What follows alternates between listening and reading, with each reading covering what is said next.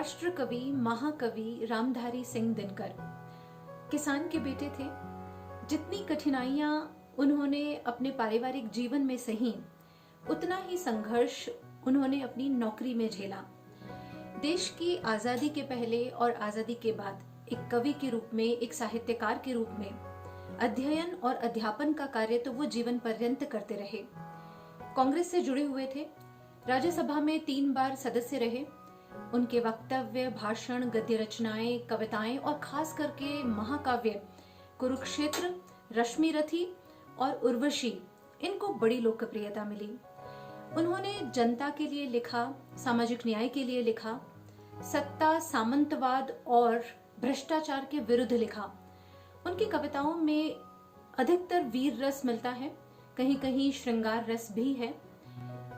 उन्हें कई पुरस्कारों से सम्मानित किया गया, जिनमें ज्ञानपीठ पुरस्कार, साहित्य अकादमी पुरस्कार और पद्म भूषण सम्मिलित हैं। उनकी उपलब्धियों और रचनाओं की फहरिस्त तो बहुत लंबी है। मैं आपको उनकी एक छोटी सी कविता सुनाने जा रही हूं, जिसका शीर्षक है लेन देन का हिसाब। लेन देन का हिसाब लंबा और पुराना है।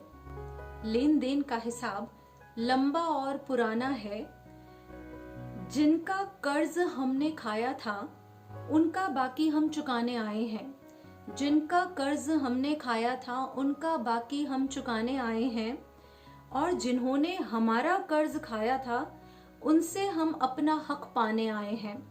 जिन्होंने हमारा कर्ज खाया था, उनसे हम अपना हक पाने आए हैं। लेन देन का व्यापार अभी लंबा चलेगा। लेन देन का व्यापार अभी लंबा चलेगा।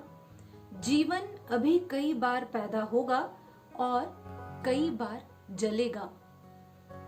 लेन देन का सारा व्यापार जब चुक जाएगा, लेन देन का सारा व्यापार जब चुक जाएगा, ईश्वर हमसे खुद कहेगा, तुम्हारा एक पावना मुझ पर भी है। पावना यानी उधार। ईश्वर हमसे खुद कहेगा, तुम्हारा एक पावना मुझ पर भी है।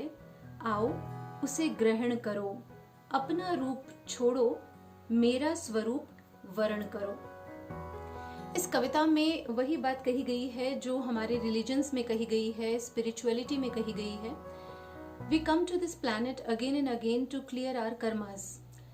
The purpose of our existence on the earth is to strive to achieve divinity. इसलिए हमारा ध्यान इस बात पर नहीं होना चाहिए कि लोग हमारे लिए क्या कर रहे हैं।